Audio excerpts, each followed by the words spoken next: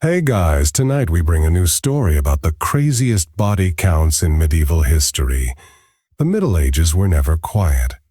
Between the fall of Rome and the dawn of the Renaissance, the lands stretching from the Atlantic coast of Europe to the steppes of Asia pulsed with uncertainty.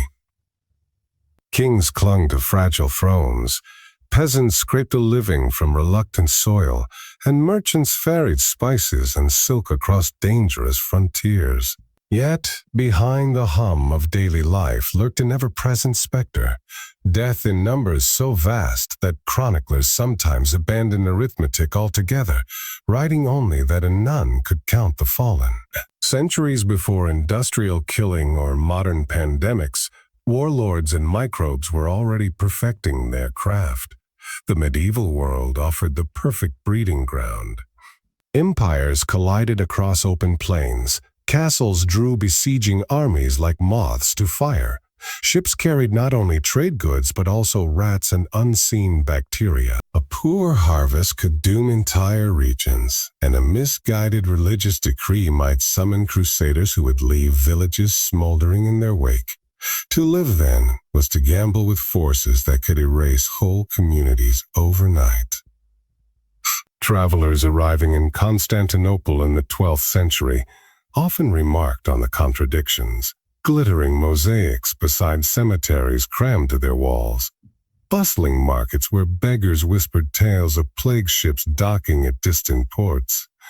Farther west, in the mist-cloaked valleys of England, or the rugged highlands of Scotland, farmers spoke in hushed tones about famine so cruel that mothers traded loaves of bread for their children's inheritance.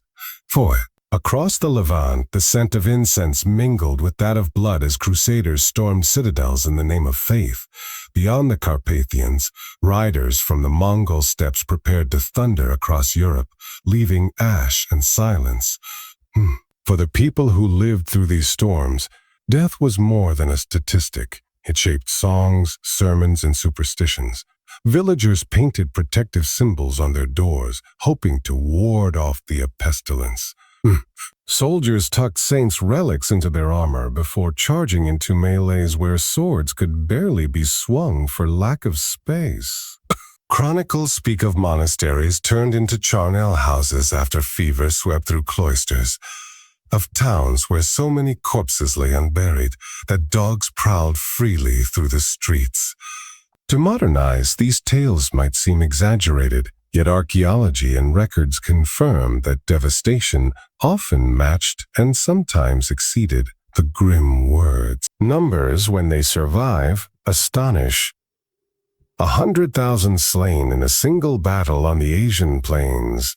Half of Europe's population perishing in a span of 4 terrible years. Entire provinces erased by a single siege. Even learned scholars accustomed to measuring the heavens or compiling tax rolls found themselves reaching for metaphors rather than digits. They wrote of rivers choked with bodies, of mountains made of the dead. Whether precise or poetic, such reports convey the scale of loss that repeatedly swept across medieval society. Each calamity carved paths for renewal. After plague depopulated villages, surviving tenants sometimes gained new freedoms, bargaining with landlords desperate for hands to till fields. War destroyed, yet also spurred fortifications, tactics, and alliances that shaped the future of nations.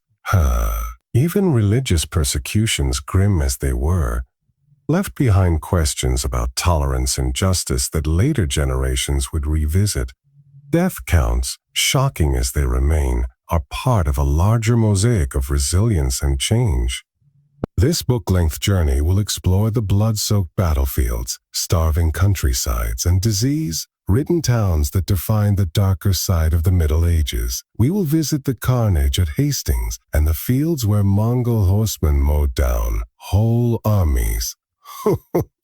We will walk narrow streets emptied by pestilence, peek into monastic infirmaries overwhelmed by fever, and read the sorrowful lines penned by monks who struggled to chronicle tragedies beyond comprehension. Along the way, we will search for the human stories hidden among the numbers, The commanders whose ambition condemned thousands, the healers who fought hopeless odds, the survivors who tilled ruined soil in defiance of despair. As you turn the pages, remember that these statistics once had faces. Each body count belonged to someone who laughed, loved, prayed, or plotted. By tracing their fate, we do more than satisfy curiosity. We give shape to forgotten lives and honor a resilience that, though often overlooked, glowed even in history's darkest hour. The Middle Ages may seem distant, but the echo of its losses lingers, a reminder of how fragile and precious human communities have always been. When people today imagine the Middle Ages, they often picture clashing swords and knights in polished armor, banners snapping above orderly ranks. Yet the reality of medieval warfare was far messier and far deadlier than most romantic paintings suggest. In a world without modern medicine, with crude logistics and brutal tactics, the battlefield was not just a place of honor, but a slaughterhouse where whole generations could disappear in an afternoon. One of the earliest examples comes from the Battle of Hastings in 1066, where William of Normandy's troops met Harold Godwinson's English army on a grassy hill near the Sussex coast. Chroniclers speak of thousands of corpses strewn across the slope, their shields broken, their banners trampled into mud. For the English, defeat meant not only death in combat but also reprisals as the Normans tightened their grip on conquered lands. Families waited in vain for fathers and brothers who would never return, their bodies left for scavenger birds. Farther east, on the vast plains beyond the Carpathian Mountains, cavalry thundered with terrifying speed. No force epitomized this better than the Mongol hordes of the 13th century. Led by Genghis Khan and his heirs, they forged an empire stretching from China to Hungary. Their military campaigns were not mere raids, but precision strikes designed to obliterate resistance. Entire armies melted before their composite bows and relentless charges.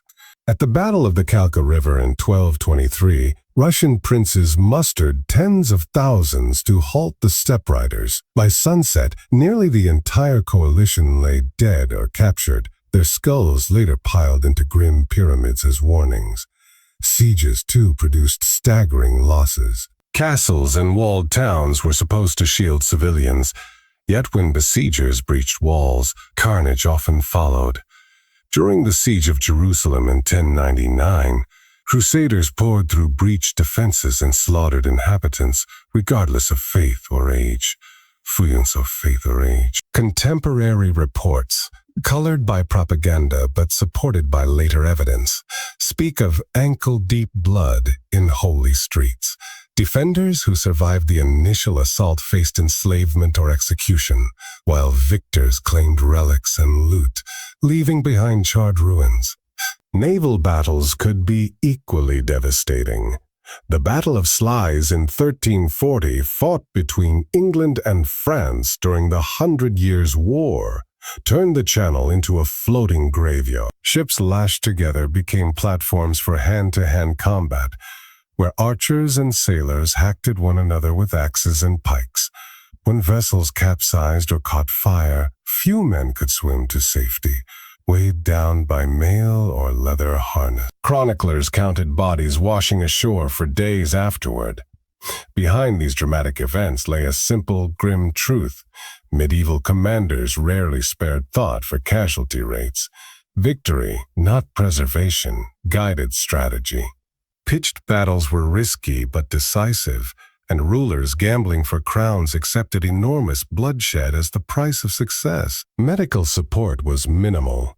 A wounded soldier might be treated with wine or herbs, but infection, gangrene, or shock claimed many who survived the fight itself. Battlefield surgeons lacked anesthesia, and amputations were often fatal. The human toll extended beyond soldiers. Armies on campaign devoured harvests, seized livestock, and torched villages to deny supplies to enemies. Civilians caught in their path endured theft, assault, or worse. Refugees crowded monasteries and hilltop forts, spreading famine and disease wherever they clustered. After the Battle of Crécy in 1346, peasants from northern France wandered ruined fields, gathering the dead while trying to salvage seed for the next planting season. To measure loss in numbers alone risks missing its weight on culture, psyche. Ballads mourned fallen heroes. Cathedral windows depicted saintly knights. Laws emerged to protect orphans of slain vassals. Some rulers founded monasteries or chapels as acts of penance for lives taken in their service. Others, less scrupulous, celebrated mass killings as divine favor. Either way, the slain shaped memory and policy as much as they altered demographics. Yet despite these horrors, men continued to muster beneath banners. Feudal obligation, thirst for land, and the promise of plunder drew recruits year after year. To them, survival hinged on courage, skill, and perhaps a saint's blessing.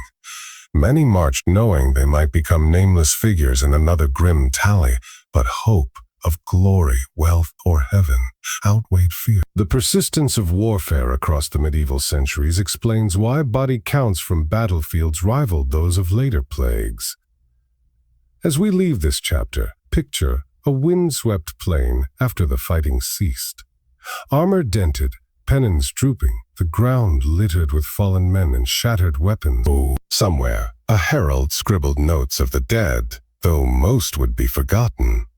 Their passing formed the opening movement in a long symphony of loss that echoed through medieval history, preparing the stage for calamities not of steel but of sickness, which awaited just beyond the horizon. If battles bled men by the thousands, sieges drained whole regions, swallowing soldiers and civilians alike. A fortified city in the Middle Ages was a prize worth months of hunger and hardship, for behind its walls lay treasure, supplies, and prestige. But to capture such a stronghold, attackers had to choke it until life inside withered, or storm the defenses in a final brutal rush. Either path produced death on a scale that stunned even hardened contemporaries. Take the Siege of Acre, 1189–1191. One of the longest and bloodiest confrontations of the Crusades. For nearly 2 years, rival armies, Christian crusaders and Muslim defenders, camped in sweltering tents, surrounded by disease-ridden trenches. Rain turned camps into quagmires, while heat bred swarms of flies over corpses left unburied between lines. Starvation gnawed at morale, and outbreaks of dysentery and typhus felled warriors faster than arrows. When the city finally surrendered, survivors inside faced massacre or enslavement, while exhausted besiegers staggered over heaps of dead comrades. Farther east, the Mongols perfected siegecraft with chilling efficiency. Their 1258 assault on Baghdad, jewel of the Abbasid Caliphate, shocked the Islamic world. Chroniclers describe battering rams and catapults pulverizing ancient walls while engineers diverted the Tigris River to undermine foundations. Once inside, the invaders unleashed slaughter so immense that witnesses claimed the river ran red with blood, or black with ink from libraries hurled into the water. Scholars debate the exact toll, but estimates climb into hundreds of thousands, marking one of history's darkest single events. Europe, too, witnessed pitiless blockades. During the Siege of Béziers, 1209, opening act of the Albigensian Crusade, papal troops demanded heretics be handed over. When townsfolk refused, attackers stormed the gates.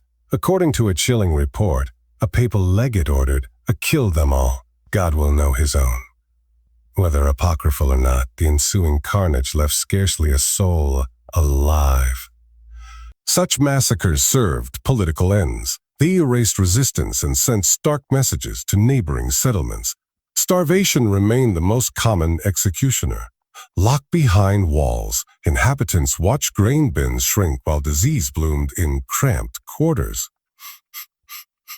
Parents pawned possessions, then gnawed leather or boiled weeds for soup. Chronicles recount mothers in famine-ravaged cities choosing between feeding infants or themselves. When gates finally fell, few had strength to resist, and victors often granted no mercy to emaciated foes.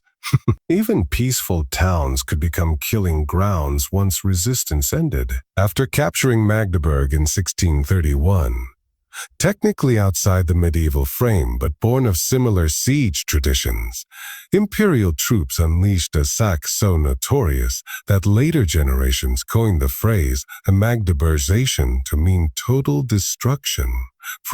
Accounts of that horror echo reports from earlier centuries, reminding us how easily order collapsed into massacre when besiegers' discipline broke. Behind every figure in a chronicle stood unseen mourners, widows scouring battlefields for missing husbands, artisans rebuilding walls over mass graves, monks copying casualty lists in dim scriptoria. Siege warfare was not merely military drama, it rewrote communities. Fields lay untilled while militias manned towers. Merchants lost wares to confiscation or looting. Even after victory, garrisons imposed levies to recoup costs, binding survivors to fresh burdens. Yet humanity sometimes flickered amid cruelty. Letters record truces for collecting the dead or exchanging prisoners. At Acre, rival surgeons tended enemy wounded in makeshift tents. During famine inside Orleans, besiegers allowed a procession of starving women and children to slip through lines. A fragile thread of compassion woven through relentless hostility. These contradictions remind us that sieges were theaters of both savagery and resilience. Behind the cold statistics lay countless individual choices. A defender holding a rampart to buy neighbors an hour's escape, a commander debating whether to spare captives, a mother risking arrows to forage for herbs outside crumbling walls. Their stories, though rarely named, breathe life into the casualty rolls etched into history. As we step from breached gates into plague-ridden streets, the focus of devastation shifts from sword and flame to something subtler and more merciless: disease. In the next chapter, the deadliest killer of them all waits invisible and unstoppable, the plague that reshaped continents. The Black Death arrives. No single event in the Middle Ages claimed as many lives or left such an enduring scar as the catastrophe later called the Black Death. Between 1346 and 1353, waves of bubonic plague rolled from Central Asia through the Middle East and Europe, cutting down rich and poor alike. Chroniclers grope for language to describe it, some declaring the end of the world had come. Villages vanished, trade stalled, and faith itself seemed to tremble beneath the weight of so many funerals. The plague's origins lay along the caravan routes of the Mongol Empire. Merchants and soldiers carried goods, and fleas harboring Yersinia pestis, across deserts and mountains to the ports of the Black Sea. In 1346, during the siege of Kaffa, besieging armies reportedly catapulted infected corpses into the Genoese colony, perhaps helping spread the pestilence westwards. However it began, ships soon bore the unseen enemy to Mediterranean harbors. From there, it traveled faster than any army, following river valleys and trade roads until few corners of Europe remained untouched. Symptoms were as terrifying as they were swift: fever, chills, headaches, and the telltale swellings. Obubosa, that darkened from purple to black. Victims sometimes died within days, sometimes hours, often delirious with pain. Priests administering last rites risk infection, while physicians, armed only with herbs or talismans, could offer little beyond comfort. Whole households perished before neighbors realized sickness lurked behind their shutters. The sheer speed of mortality overwhelmed communities. In Florence, tax registers plummeted. In London, churchyards overflowed so rapidly that trenches had to be dug to snack the dead in layers. Rural hamlets fared no better. Plows rusted in fields as farmers lay lifeless in cottages. Even monasteries, thought sanctuaries, were hollowed out when fever raced through cloisters. Some abbeys lost every member, leaving only silent cloisters and wind-tossed grass where chants once echoed. Numbers defy imagination. Modern historians estimate that Europe alone lost between a third and half of its population, while swaths of the Middle East and North Africa endured similar carnage. China, too, suffered outbreaks, though records there are fragmentary. All told, the pandemic may have claimed more than 75 million lives across continents, a toll surpassing any battle or massacre the medieval world had known. Panic reshaped behavior. Some people fled cities for the countryside, unknowingly scattering infection farther. Others turned to prayer or penance, forming processions of flagellants who scourged themselves in hope of divine mercy. A darker impulse targeted minorities. In parts of Germany and Spain, Jewish communities were falsely accused of poisoning wells and massacred by mobs, adding human cruelty to microbial devastation. Yet many also displayed courage, tending neighbors or burying strangers despite mortal risk. Economic and social fabrics warped under strain. Labor shortages empowered surviving peasants to demand wages or freedom from onerous rents, undermining feudal bonds. Artisans found new opportunities, while landowners scrambled to entice workers back to abandoned estates. Guilds, parishes, and even royal administrations had to reinvent themselves after losing experienced members. From this upheaval emerged subtle currents that would, over generations, help erode the rigid hierarchies of the old order.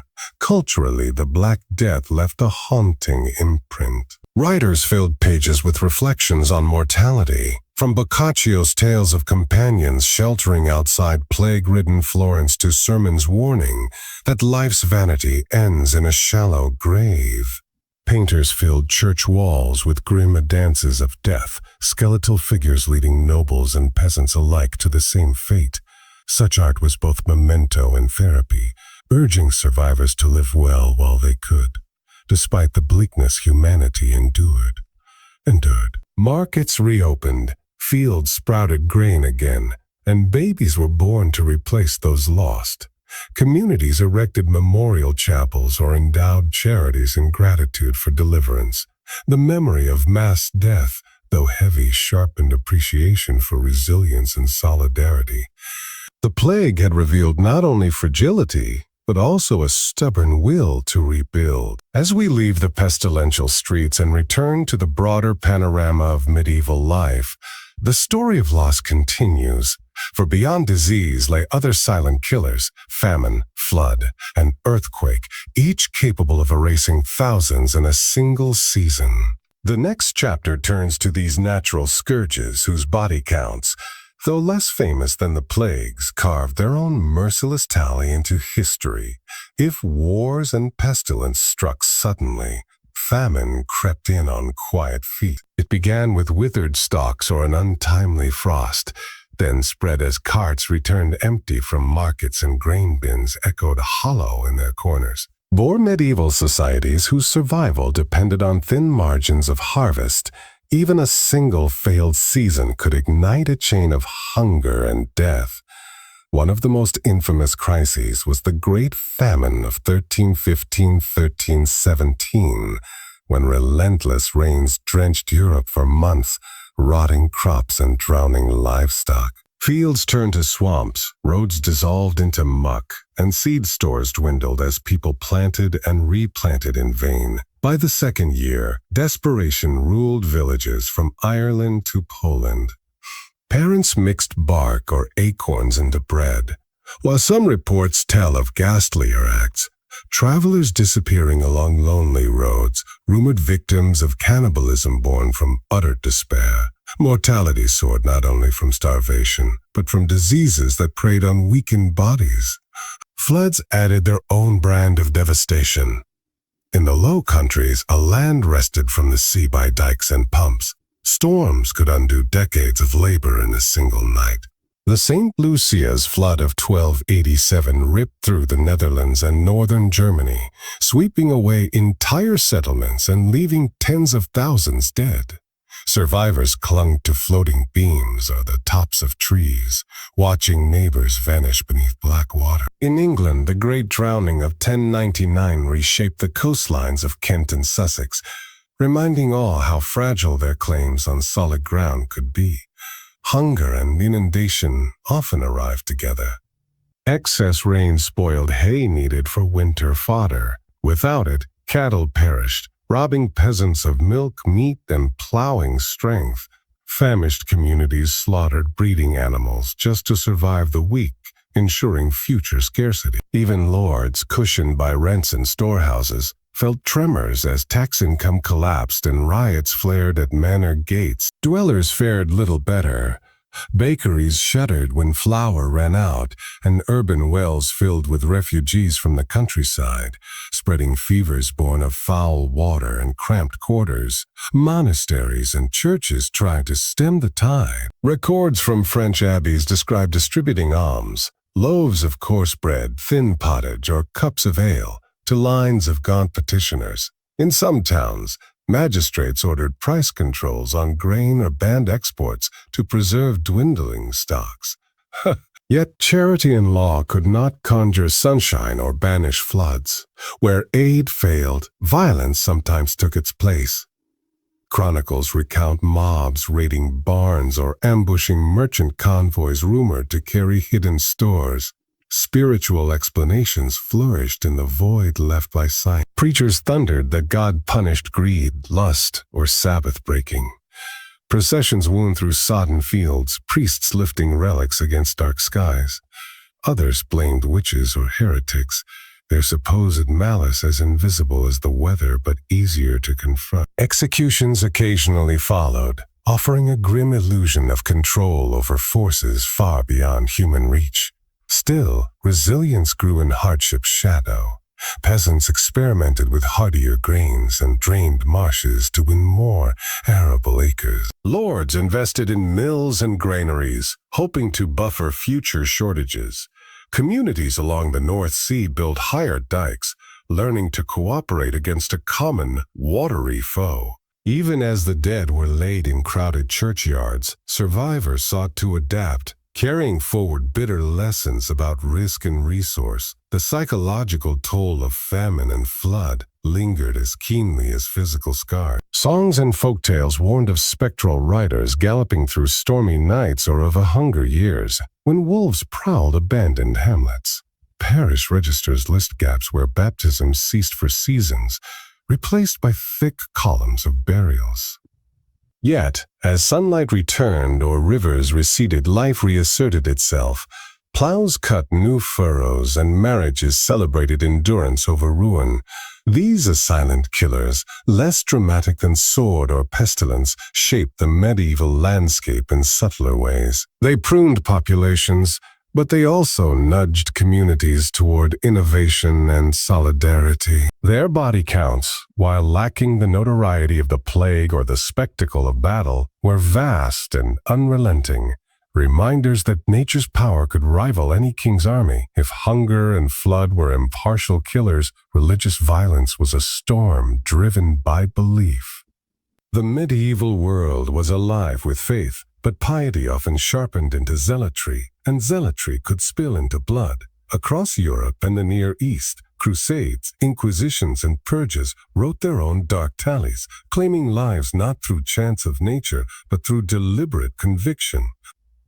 The first great wave of sanctified conflict came with the Crusades, launched in 1095 when Pope Urban II urged warriors to liberate Jerusalem from Muslim control. Tens of thousands of knights, foot soldiers, and camp followers set out, convinced salvation awaited those who bore the cross. The journey alone devoured multitudes. Disease swept through camps, thirst stalked caravans in Anatolian plains, and quarrels among allies ended in skirmishes. Yet the fiercest losses came at their destination: the fall of Antioch, the capture of Jerusalem, the battles of Hadin and Arsuf. Each victory or disaster left carpets of corpses and a trail of widows across continents. Crusading fervor did not remain confined to the Holy Land. It bled into campaigns against Muslims in Spain, pagans along the Baltic, and even fellow Christians. The Albigensian Crusade of the early 13th century, waged against Cathar heretics in southern France, revealed how thin the line could be between pastoral mission and massacre. Entire towns like Béziers and Laval were razed. Men, women, and children perished under banners meant to defend orthodoxy. Chroniclers, aghast yet dutiful, filled their pages with grim totals and tales of pyres fed by souls led astray. The Church also sought to uproot heresy through quieter, methodical violence, the Inquisition. Beginning in the 12th century and expanding in later centuries, inquisitors scoured villages and cities for suspected dissenters. Trials could end in penance, but obstinate or relapsed accused often faced prison or execution. Public burnings served as theater and warning, drawing crowds who prayed or jeered as flames rose. Exact body counts are elusive, yet court registers and civic annals hint at thousands meeting their end in plazas and fields, accused of doctrines the wider populace barely understood. Beyond Europe, holy war erupted along other frontiers. The Reconquista in Iberia spanned centuries, seesawing between Christian and Muslim polities. Each advance or retreat meant sieges, expulsions, and reprisals. Granada's fall in 1492, a technical postscript to the Middle Ages, echoed earlier conquests, closing an era when faith and politics braided so tightly that unpicking them meant bloodshed. Persecution was not always grandly organized. Sometimes it boiled up from rumor and fear. During times of plague or crop failure, mobs targeted minorities, Jews, lepers, or supposed witches, accusing them of poisoning wells or conspiring with demons. Pogroms in the Rhineland during the First Crusade left riverside communities charred and silent. In some Swiss valleys, women were burned for weather-making, their ashes scattered as warnings against imagined sorcery. Such killings, unnumbered in royal ledgers, still belong to the grim arithmetic of holy violence. Yet even amid brutality, there were voices urging restraint. Some clerics denounced indiscriminate slaughter, arguing that Christ's message demanded mercy. Princes occasionally offered safe conduct to conquered foes or negotiated exchanges of prisoners rather than executions. Scholars debated whether compulsion could ever breed true belief, sowing seeds for later toleration. These countercurrents, though often drowned by the roar of mobs or armies, attest that the medieval mind was not uniformly bent toward persecution. The legacies of Crusade and Inquisition lingered far beyond their immediate victims. Architecture bears witness. Mighty castles along the Levantine coast, citadels in Spain, and fortresses across Occitania testify to wars waged for creeds. Libraries preserve polemical tracts and trial records, brittle yet eloquent, charting a struggle between conscience and control. Folk memory holds darker echoes, ballads of knights returning from distant deserts, local legends about heretics hidden in caves, and whispered warnings of the questioner's fire. For those who lived through holy wars and hunts, the body counts were not abstract. They were neighbors vanished, sons drafted and lost, merchants ruined by confiscation, and fields abandoned as armies passed. Pilgrims might tread paths once soaked in blood, praying for absolution where combat had raged. Survivors rebuilt churches or synagogues, sowing again in scorched soil, refusing to let dogma's wrath erase their future. Religious conflict carved one more channel in the broad river of medieval mortality. Alongside warlords, plague, and famine, zeal wrote its own epitaphs across parchment and stone.